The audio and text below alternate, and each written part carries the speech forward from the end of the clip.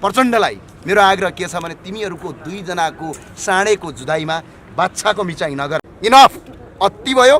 उड्नुहोस्, जाग्नुहोस् र मुलुक बनाउनुहोस्। यो राजनीतिक परिवर्तन मात्र ठुलो कुरा होइन। अख्तियार अनुसन्धान आयोगमा जान्छौँ हामी, तिनको पनि अब छानबिन र चेक गर्छौँ तिनले काम गरेका छन् कि छैन।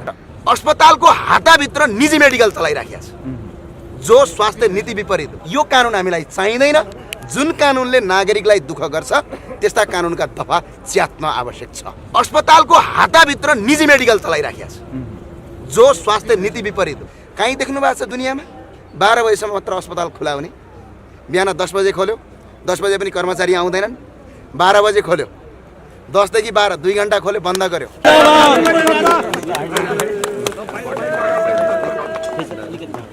मेरो एउटा अलिकति पछाडि सर्नु प्लिज, अलिकति सर्नु सरहरूलाई, अलिकति सर्नु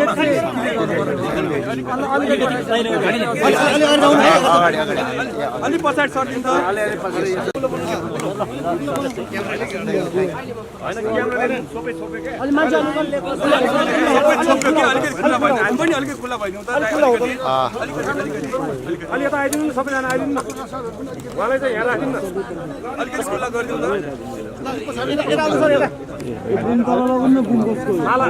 सबै पत्रकार साथीहरूलाई र देश विदेशमा हेरेर बस्नुभएका सबैलाई नमस्कार छ। हामी पश्चिम नेपालको भ्रमणमा थियौँ र हाम्रा साथीहरूलाई पक्राउ पनि गरियो। मेडिकल माफियाले देश पुरै तहस नहस छ। पश्चिमका हरेक ठाउँमा प्रदेश नम्बर हामीले 6 का मुख्यमन्त्री र मन्त्रीहरूसँग भेटघाट गऱ्यौँ। त्यसै प्रदेश नम्बर 7 का मुख्यमन्त्रीसँग भेटघाट गऱ्यौँ। त्यहाँका प्रशासक प्रमुख सिडिओहरूसँग, त्यहाँका तालुकदार निकायका सबै प्रमुखसँग भेट्दाखेरि अवस्था के देखिएको छ भने नागरिक यो देशमा कसरी बाँचेका छन्। एउटा अस्पतालमा सिटामोल लिनका लागि 7 दिनसम्म लाइन बस्नुपर्छ। एउटा सरकारले दिएका यति ठुला ठुला अस्पतालहरू जहाँ करोडौँ रुपैयाँ खर्च गरिएको छ, जहाँ अरबौँ रुपैयाँ खर्च गरेको छ, त्यस्ता अस्पतालमा एकजना बिरामीले उपचार गर्नका लागि मात्रै 8 देखि 10 दिनसम्म कुर्नु परेको छ। नागरिक पुरै अवस्थामा छन्। तर केही भनाउँदा राष्ट्रिय सतर्कता केन्द्रका हाकिमहरू र केही भनाउँदा अख्तियार अनुसन्धानका पार्टीका कार्यकर्ताहरू काठमाडौँमा बसेर कुर्चीमा बसेर यो कानुन त्यो कानुन, हलानो कानुन फलानो कानुन भनेर कानुनका दफा पल्टाएर बसिरहेको अवस्था छ। र मेरो आग्रह के छ भने यी सिडिओ साहबहरूलाई, हामीसँग प्रत्येक ठाउँ पुग्यौँ हामी, मुख्यमन्त्री पनि हामीसँगै रोइरहेको अवस्था छ, स्वयं मन्त्रीहरू पनि हामीसँग रोइरहेको अवस्था छ। तर काम कसले गर्ने त? को छ त्यहाँभन्दा माथि? न मुख्यमन्त्रीले गर्न सक्छ, न मन्त्रीले गर्न सक्छ, न सिडिओले गर्न सक्छ। काम कसले गर्न सक्छ? र यही सिलसिलामा हामी नेपालगञ्जको भेरी अस्पतालका मेडिकल माफियाहरूका विरुद्धमा हामीले सब प्रमाणका साथ, जहाँ मेडिकल माफियाहरूले यतिसम्म बनाएका छन् कि एउटा सरकारी अस्पताललाई त यिनीहरूले प्राइभेट अस्पतालको क्यान्टिन जसरी चलाइरहेका छन्, मुलुकलाई धराशयी बनाइरहेका छन्, नागरिकको स्वास्थ्यमाथि खेलवाड गरिरहेका छन्। तर त्यसलाई अनुगमन गर्ने निकाय राष्ट्रिय सतर्कता केन्द्रका बडा महाराज धिराजहरू करोडौँका गाडी चढेर काठमाडौँको सिंहदरबारमा हालिमुहाली गरेर बसिरहेका छन्। अझ नागरिकले यसो गरौँ है भनेर भन्दाखेरि यसलाई क्वेसनिङ गरिरहेका छन्। कानुनका दफा पढेर यो कानुन हामीलाई चाहिँदैन। जुन कानुनले नागरिकलाई दुःख गर्छ त्यस्ता कानुनका दफा च्यात्न आवश्यक छ। र नागरिकका दुःख एकपटक हामी सम्झौँ त कस्तो अवस्था छ। माथि दूर दराजबाट मान्छे उपचार गर्न आएको छ, 9-10 दिनसम्म होटलमा राख्छ। अझ सेटिङ गर्छन् ती माफियाहरू। 1200 भन्दा बढी औषधिहरू सरकारले निशुल्क दिएको छ। ती औषधिहरू त्यहाँ निशुल्क बाँडिँदैन, बाहिर किन्न पर्चा पठाइन्छ। कहीँ देख्नु भएको छ दुनियाँमा 12 बजेसम्म मात्र अस्पताल खुला हुने? बिहान 10 बजे खोल्यो, 10 बजे पनि कर्मचारी आउँदैनन्। 12 बजे खोल्यो, 10 देखि 12 2 घण्टा खोल्यो, बन्द गर्यो। अनि बाहिर क्लिनिकमा बसेर उपचार गराएर जनता ठग्यो। तलब चाहिँ सरकारको खायो। यी डाक्टर उनकी ढाका हुन्। यस्तो अवस्था सिर्जित छ। हामी सबै देशभरिका युवा साथीहरूलाई के आग्रह गर्न चाहन्छु भने अब एक्लैले हुँदैन है। इनफ, अति भयो। उड्नुहोस्, जाग्नुहोस् र मुलुक बनाउनुहोस्। यो राजनीतिक परिवर्तन मात्र ठुलो कुरा होइन। हाम्रो व्यक्तिको आचरण, सुशासन कायम हुनुपर्छ, भ्रष्टाचार अन्त्य हुनुपर्छ। हामीले धेरैभन्दा धेरै तालुकदार निकायका प्रमुखसँग भेट्दाखेरि हरेकको निकाय कसले काम गर्ने भन्ने छ। बर्दियामा एउटा घटना भयो। त्यहाँका प्रमुखसँग हामी तालुकदार निकायका मालपोतका प्रमुखसँग बस्दाखेरि उहाँले एउटा क्वेसन गर्नु, तपाईँ 9 बजे 10 बजे अफिस आउनुभएको छ, तपाईँको कर्मचारी 12 बजेसम्म अफिस आउँदैन, के गर्नुहुन्छ तपाईँ भन्दाखेरि आग्रह गर्ने हो, कारवाही गर्ने हामीलाई अधिकार छैन। हामी के गर्ने? सरकारले कानुन, संघीयता जुन यो दोहोरो चरणको संहिता लागू गरेको छ यसले सिङ्गो मुलुक नै तहस नहस भएको छ, सिङ्गो देश नै तहस नहस। सरकार 3 तहको छ तर सरकार चाहिँ 3 तहको छ। एउटा नागरिकले सिटामोल पाउन 12 दिन लाग्छ। यो अवस्थाको अन्त्य गर्न आवश्यक छ र प्रधानमन्त्री केपी शर्मा ओली र पार्टी प्रचण्डलाई मेरो आग्रह के छ भने तिमीहरूको 2 जनाको साँडेको जुधाइमा बाछाको मिचाइ नगर। नेपालका नागरिकलाई बन्दको राजनीति गर्न बन्द गर। हामी धेरै टाढा पुग्यौँ। कहाँ पुग्यौँ भने अहिले स्वास्थ्य, शिक्षा, रोजगार, भ्रष्टाचारभन्दा हामी धेरै टाढा पुग्यौँ। आज कसले चुनावमा जित्ने, आज कसले कति मान्छे ओह्राल्ने, आज एउटाले 10,000 ओह्राल्यो, अर्कोले 1,000 ओह्राल्यो। यसरी होइन, हामीले पनि आमसभा गरेका छौँ। ती आमसभामा स्वतन्त्र नागरिकको भूमिका छ। जुन स्वतन्त्र नागरिक, लाखौँ नागरिक उपस्थित भएका छन्। अब देश परिवर्तनको सङ्घारमा छ, मुलुक परिवर्तनको सङ्घारमा छ। मुलुकका नागरिक पार्टीभन्दा ठुलो नेपालको राष्ट्रिय झन्डा देख्दछन् र देश अब कायापलट गर्नुपर्छ। हामी नागरिक सचेत हुनुपर्छ। नागरिकभन्दा ठुलो शक्ति कोही पनि छैन। प्रधान न्यायाधीश पनि त्यसको नागरिकभन्दा ठुलो छैनन्। नागरिक एकजुट हुनु पर्यो। ठाउँ ठाउँका युवाहरू उड्नुहोस्। तपाईँको त्यहीँको अस्पताललाई चेक गर्नुहोस्, त्यहीँको मालपोत कार्यालय चेक गर्नुहोस्, त्यहीँका तालुकदार निकायलाई चेक गर्नुहोस् सही ठाउँमा काम गर्छन् कि गर्दैनन्। राज्यले अरबौँ करोडौँ रुपियाँ खर्च गरेर पालेका कर्मचारीहरू देशलाई भ्रमलुट गरिरहेछन्। यसको लुटको अन्त्य हुन जरुरी छ। अब तपाईँले जुन भेरी अञ्चल अस्पतालको विकृति विसङ्गतिको पर्दाफास गर्नुभयो त्यो तपाईँलाई निकै महँगो पर्यो। तपाईँका अभियन्ता 7 दिनसम्म प्रहरी हिरासतमा बस्नु पर्यो। त्यसबाट त्यहाँका स्थानीयहरूमा कस्तो किसिमको सकारात्मक सन्देश प्रदान गरौँ? स्थानीयहरूलाई हामीले आन्दोलन नगरेको, किनभने आन्दोलनले सही रूप लिँदैन भनेर नगरेको। एकपटक हामी गेटमा उभिँदाखेरि त्यहाँका स्थानीयहरू हजारौँ मान्छेहरू पछाडि उभिन्छ। साराका सारा स्थानीय त्यहाँबाट रुष्ट छ। मेडिकल माफिया यस्तो बनाएका छन्। गाउँबाट बिरामी आउँछ, त्यो बिरामीलाई त त्यहाँ के भने क्यान्टिन जस्तो के तपाईँ काउन्टर जस्तो ट्याक्क प्राइभेट अस्पतालसँग कोर्डिनेसन गर्ने, लखनऊ पठाउने कि काठमाडौँ पठाउने, ग्रान्डीमा पठाउने कि एम्समा पठाउने, त्यहीँका डाक्टर माफियाहरू। एउटा डाक्टर भाग्दा भाग्दै पक्राउ परे आउनु, तिनैले उल्टो मुद्दा हाले। जहाँ कि तिनले लेखेको औषधि के छ भने सरकारले दिएको 1200 औषधिको लिस्टभित्र त्यो औषधिको लिस्ट पर्छ, तर त्यो औषधि तिनले नदिएर के गरे, निजी मेडिकलमा किन्नका लागि पठाए। यतिसम्म विसङ्गति छ कि अस्पतालको हाताभित्र निजी मेडिकल चलाइराखेको छ, जो स्वास्थ्य नीति विपरीत हो। अस्पतालको हाताभित्र अर्को नागरिक बडापत्रमा 25 रुपियाँ लेखेको छ, भित्र 50 रुपियाँ लिन्छ। त्यो ठगी गरेको छ। 12 बजेसम्म मात्र सेवा ओपन, 10 देखि 12 2 घन्टा मात्रै। त्यहाँभन्दा पछाडि नागरिक कहाँ जाने? अनि गेटै नेर, जहाँ गेटै नेर 60 मिटर अगाडि त्यो अस्पतालको प्रमुख मेसु प्रकाश बहादुर थापा, डाक्टर प्रकाश बहादुर थापाले मेडिकल खोलेका छन्। अनि भित्रका बिरामी सबै त्यहीँ पठाएर त्यहीँ जाँच चेक गर्छ। अस्पतालको जग्गा छैन भनेर हामीलाई कम्प्लेन गर्छन्, तर अस्पतालको वरिपरि ठुला कम्पाउन्ड छ। धेरैभन्दा धेरै तपाईँको पसलहरू छन्। त्यसलाई ती पसललाई अस्पतालले आफ्नो हातमा लगेर त्यहाँ तपाईँको 200 बेडसम्मका तपाईँको बेड राख्न सक्छ, तर तिनीहरूलाई निजीलाई दिएर मेडिकल सञ्चालन गरेर मेडिकल माफियाहरू त्यहीँ बसेर उपचार गराइरहेको छ। तपाईँ पुगे पछाडि अब मेडिकल माफियाको जालो तोडियो त भेरी अञ्चल अस्पताल? अहिले हेर्नुहोस्, जस्तो हामी जाँदाखेरि भिडियो एक्सरे 7 जनाको गरेको थियो। हामी गएको दिनमा 15 जना, अस्ति चाहिँ 40 जनाको गरेछ। अहिले त्यहाँ प्रकाश बहादुर थापा लगायतका मेडिकल माफियाहरू प्राइभेट उपचार गर्न छोडिसके। हिजो अस्ति त्यो कुरा आइराखेको छ र हाम्रा साथीहरू अहिले पनि निगरानी गरिराखेका छन्। सरकारको तलब खाने, सरकारको टाइममा प्राइभेटमा चेक गर्न गयो भने घटालो समाउँछ, किनभने डक्टर होइनन्, डक्टरको नाममा डाका प्रवृत्ति भएको छ। होइन, उनीहरूलाई सरकारी जागिर खान मन छैन भने छोडिदिए भइगयो नि, अरू मान्छे आएर खान्छ। हजारौँ डाक्टरहरू अहिले पनि बेरोजगार छन् यो देशमा। यस्तो मेडिकल माफिया, त्यहाँको समिति भन्ने छ जो गैर कानुनी छ। त्यो समिति पुरै मेडिकल माफियाले कब्जा गरेका छन्। के गरेका छन् थाहा छ? त्यो भेरी अस्पतालको वरिपरि भएका क्यान्टिनहरू, कोठाहरू टन्नै खाली छन्, जसलाई भत्काएर बनाउने मात्रै भने अलिकति खर्चमा बनाउने भने 200 बेडभन्दा बढीको बेड राख्न सकिन्छ।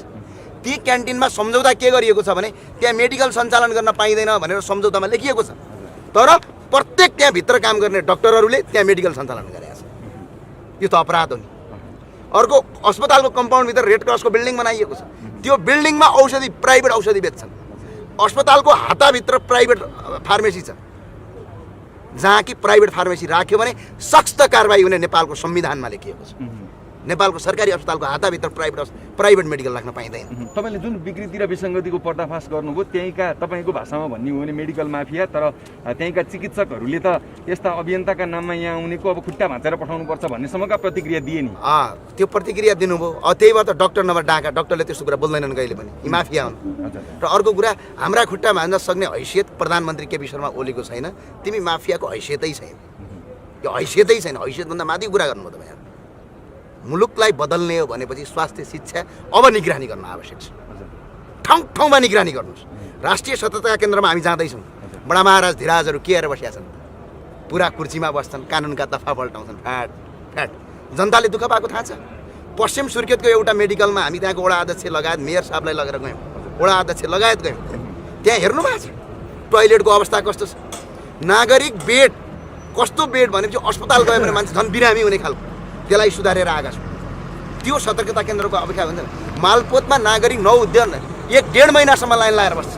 त्यो दुःख हेरेका छैन यी सतर्कता केन्द्रका बडा महाराजहरूले। यिनीहरू तलब मात्रै घिच्ने अनि कानुनका दफा पल्टाउने। कानुन केका लागि बन्छ भने जनताको न्यायका लागि बन्छ। जुन कानुन जनताको न्याय र नीतिका लागि हुँदैन त्यस्ता कानुनका पत्ता च्यात्न आवश्यक छ। त्यो कानुन काम छ। हामी राष्ट्रिय सतर्कता केन्द्र पनि जान्छौँ, स्वास्थ्य मन्त्रालय पनि जान्छौँ, अख्तियार अनुसन्धान आयोग पनि जान्छौँ। हामी तिनको पनि अब छानबिन र चेक गर्छौँ तिनले काम गरेका छन् कि छैन। नत्र कपीका किताबका कानुनका ठेली पल्टाएर हुनेवाला केही। सरकारी कार्यालयमा जनताका काम हुँदैनन्, ढिला हुन्छन्, त्यसमा पनि घुस खुवाउनु पर्छ, यो घाम जस्तै छर्लङ्गै छ। त्यही कुरालाई तपाईँले आवाज उठाउँदाखेरि किन तपाईँमाथि खनिराखेका छन्, तपाईँको आलोचना गरिराखेका छन् त? माफियाहरू छन्। अब कसले मिडिया, मिडिया भने के हो? पहिला मिडिया भनेको मिडिएटर, न जनताका कुरा नागरिकलाई पुर्याउने, जसको ज्यादा पहुँच छ त्यही ठुलो मिडिया। अब केही दलालका मिडियाहरू जो दलाल प्रवृत्तिबाट हुर्किएका छन्, जसलाई दलाल भन्छ, दलाल माफिया, अर्को भन्ने मतियार भन्छ। अब मतियार पार्टीका कार्यकर्ताहरूले चलाएका मिडियाहरूको के भरोसा गर्नु? ती मिडिया होइन, ती चाहिँ दलाल मिडिया हुन्। दलाल मिडियाले जे भने पनि हुन्छ, हामीलाई फरक पर्दैन। हामी नागरिकले के भन्छ त्यसमा चाहिँ भर गर्छौँ। तपाईँहरू सबै मिडिया, नेपालमा कसैको बिल्डिङ ठुलो छ भन्दैमा त्यो ठुलो मिडिया भन्ने हुँदैन। उसको कुनै पनि मिडियाले राखेका कन्टेनरहरू नेपालका नागरिकमा सबैभन्दा बढी कसको पुग्छ त्यो नै ठुलो मिडिया हो। बिल्डिङ ठुला हुँदैमा, गाडी ठुला हुँदैमा, कोही दलालको नजिक बस्दैमा, कोही प्रधानमन्त्रीको आँट लिँदैमा, कोही माफियाको आँट लिँदैमा ठुलो मिडिया भन्दै होइन। हामीले मिडिया भनेको खोजेको चाहिँ तपाईँले नगरपालिकामा भएका विकृति विसङ्गति उजागर गर्नुभयो, मालपोतमा भएका गर्नुभयो, अस्पतालमा भएका मुख्यमन्त्रीका पनि हामीले गर्यौँ। मुख्यमन्त्री कहाँसम्म पुग्नुभयो। अन्य अभियन्ताहरूले वैदेशिक रोजगारसँग सम्बन्धित पीडितहरूलाई न्याय दिने काम गर्नुभयो। यसरी सोसल मिडियाको माध्यमबाट भएका उद्धारका कामहरू, सकारात्मक परिणाम आउने कामहरूलाई चाहिँ अतिरञ्जित बनाउनाले तपाईँहरू कतै हतोत्साहित हुने हो कि कमजोर हुने हो कि भन्ने प्रश्न। प्रधानमन्त्री र यहाँका नेकपाको अध्यक्ष प्रचण्ड शेरबहादुर देउवा र केपी ओलीले हत्साहित गरेर त हत्साहित हुँदैनौँ। दलाल मिडिया, दुई कौडीका दलाल मिडियाले गर्दैमा हामीलाई केही फरक पर्दैन। ती दलालहरू मिडियाहरूलाई पहिला दलालीपन छोड, यो देशमा दलालीपन भन्दै गर। यदि तिमी साँच्चै मिडियाकर्मी हौ भने, यदि दम र हिम्मत छ भने मसँग डिबेट गरेर हेर, त्यसपछि देखाउनु। डिबेट गर, ल भोलि नै बहस राख, मलाई एक जवाब दिन्छु। अब जम छैन, हिम्मत छैन। केही दलाल पार्टीबाट चलेका, केही माफियाबाट चलेका। अब माफियाहरूले त्यो लेख्छन् भनेपछि त्यसको फैसला जनताका हातमा दिन्छौँ, नागरिकले त्यसको फैसला गर्नुहोस्। बाँकी बर्दिया, कैलाली, कञ्चनपुरदेखि सुर्खेतसम्म पुगेर आफ्नो प्रचारात्मक अभियान पनि चलाउनु भयो र जनताका दुःख सुख साटासाट गर्ने, सुन्ने र त्यसमा अनुगमन गर्ने एउटा भूमिका पनि निर्वाह गर्नुभयो। अब के गर्दै हुनुहुन्छ? अब कहाँ जाँदै हुनुहुन्छ? अब पहिला त हामी राष्ट्रिय सतर्कता केन्द्रै जान्छौँ। जसले अनुगमन गर्ने निकाय हो नेपालको, ऊ चाहिँ किन सुतेर बसिया छ, उसलाई प्रमाणसहित हामी पेश गर्छौँ। सुत्न पाइन्छ स्लिमिङ ट्याब्लेट खाएर, अनि काठमाडौँमा बसेर टेबलमा बसेर पाना पल्ट। म सबैसँग विनम्रतापूर्वक अनुरोध गर्न चाहन्छु, यो लडाइँ हामी सबैको लडाइँ हो।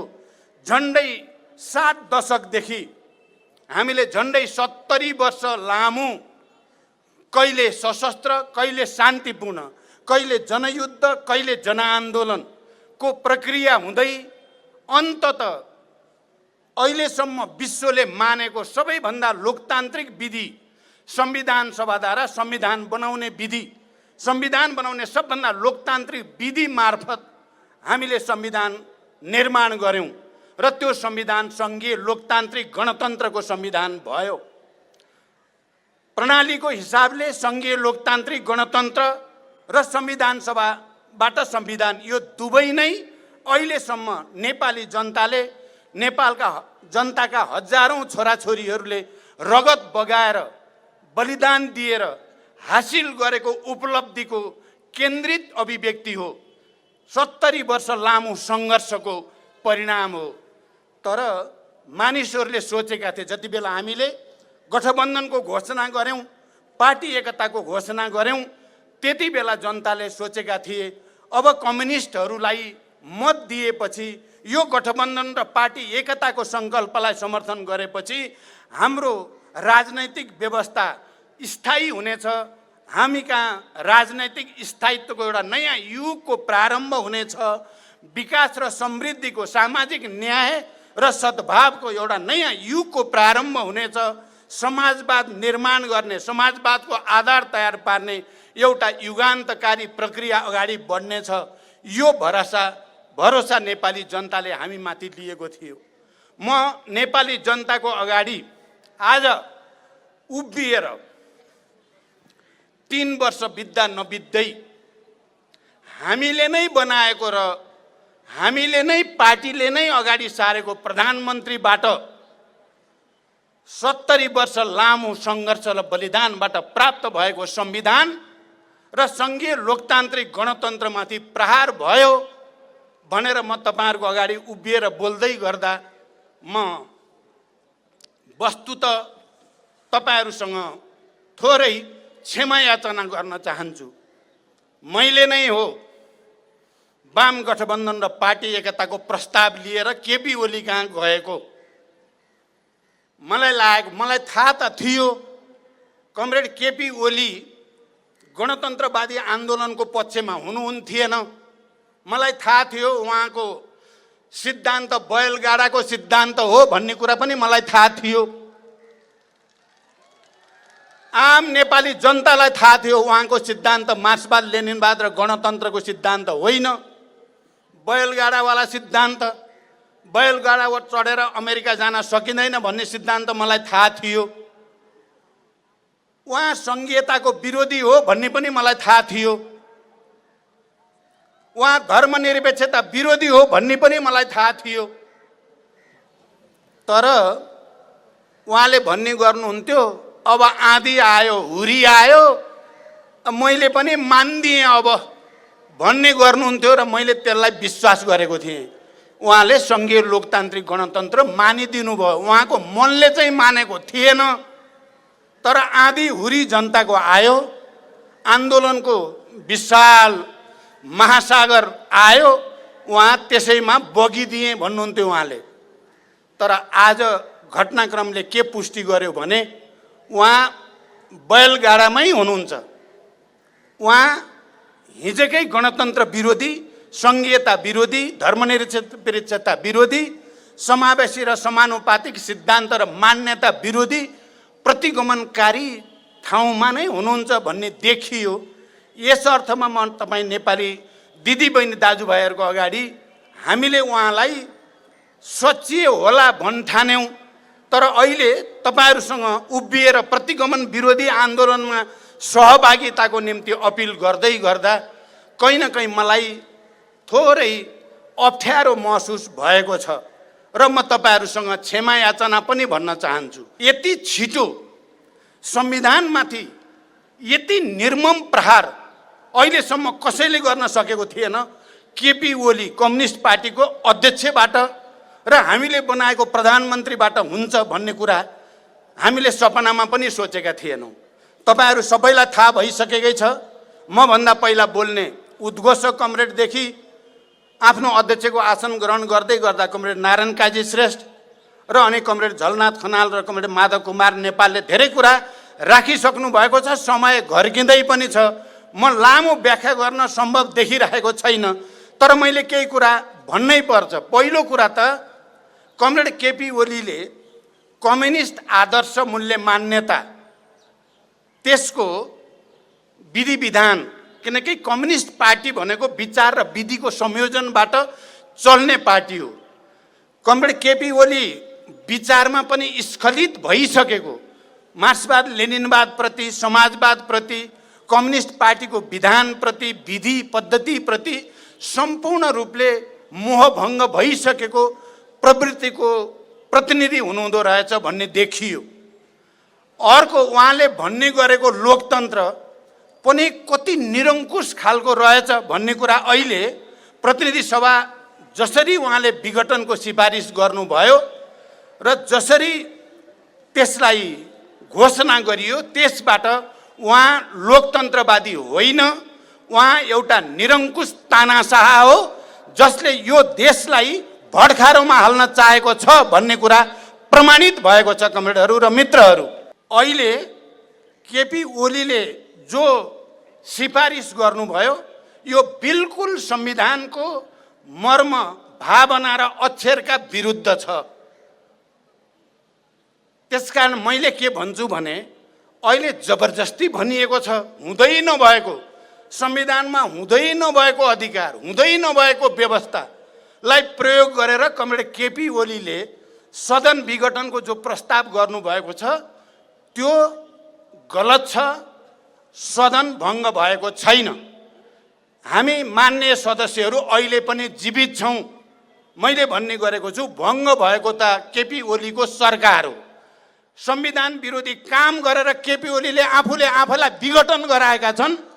केपी ओलीले इतिहासमा कलङ्कको टीका लगाएका छन्, त्यो कहिल्यै मेटिने छैन जबसम्म केपी ओलीले पश्चाताप गर्ने छैनन्। लोकतन्त्रमाथि मैले घात गरेँ, आफैले बनाएको संविधानको बलात्कार गरेँ मैले, म अपराधी हुँ भन्ने छैनन् तबसम्म इतिहासले उनलाई माफी दिने छैनन्, नेपाली जनताले उनलाई क्षमा दिने छैनन्। आदरणीय कमरेडहरू, आज पौष 14 गते भन्दाखेरि मलाई 2037 साल चैत्रको 14 र 24 गतेको सम्झना भइरहेको छ, जुन बेलामा पञ्चायती निरङ्कुश शासनका विरुद्धमा विद्यार्थीहरू अनराशिविको 5औं र 6औं यी दुईटै सङ्घर्षको मैदानमा उत्रिएका थिए। आजको दिनमा यहाँ तपाईँहरूको सामुमा उपस्थित भइरहँदा मलाई यो पौष 5 गतेका दिनमा चालिएको जो प्रतिगामी कदम छ त्यो कालो दिनका विरुद्धमा मङ्सिर 5 गतेका दिनमा बुटवलको प्राङ्गणमा भएको विशाल जनसभाको सम्झना भइरहेको छ।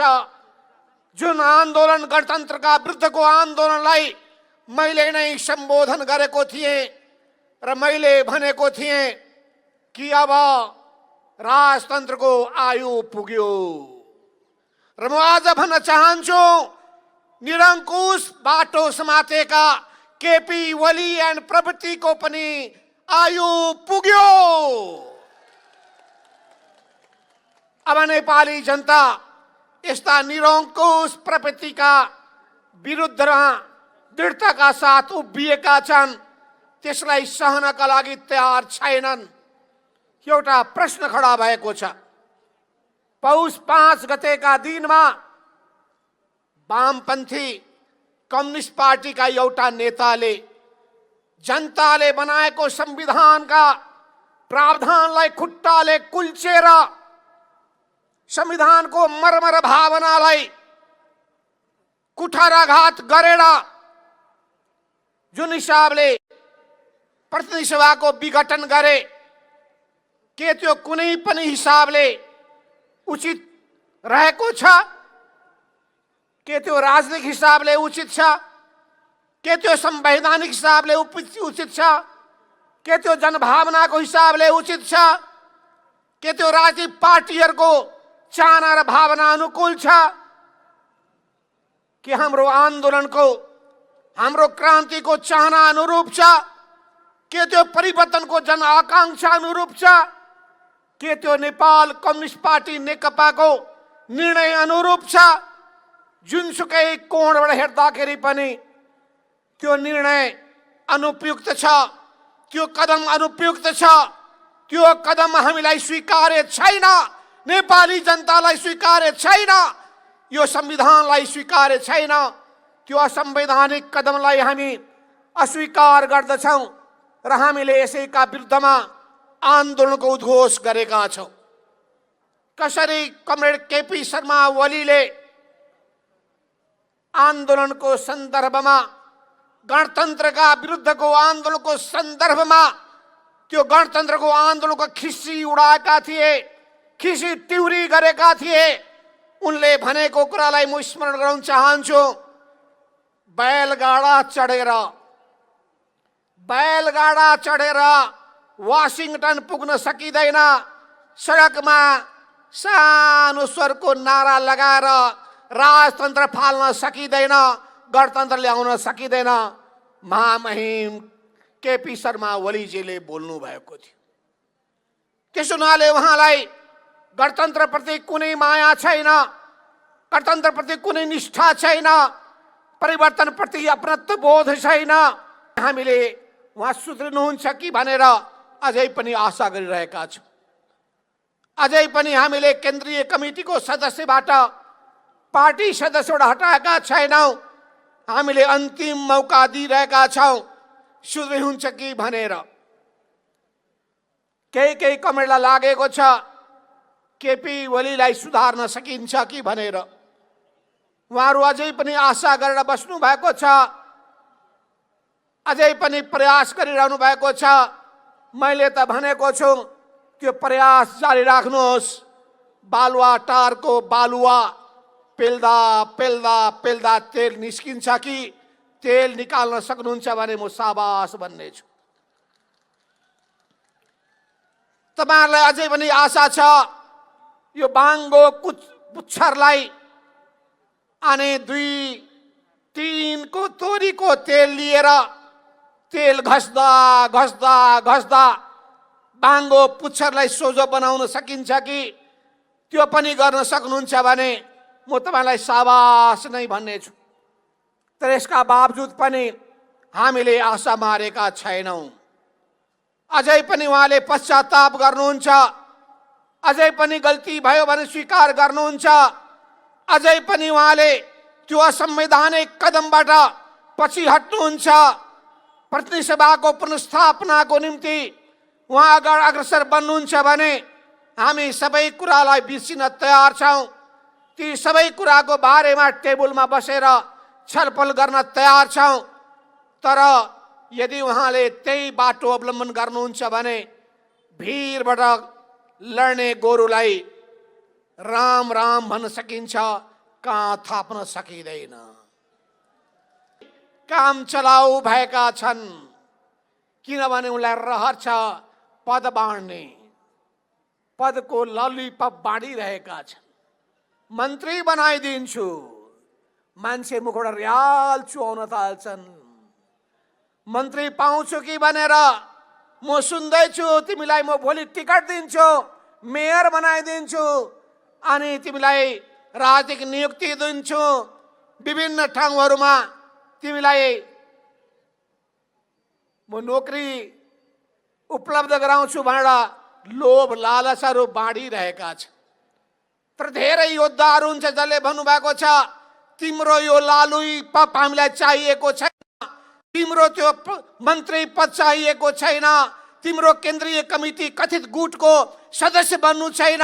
अस्वीकार गरेका छन्, बहिष्कार गरेका छन् र भनेका छन् त्यो बालुवाटारमा बसेका केही व्यक्तिको भेला त्यो सानो गुटको भेला मात्रै हो, त्यो नेपाल कम्युनिस्ट पार्टी नेकपाको बैठक होइन।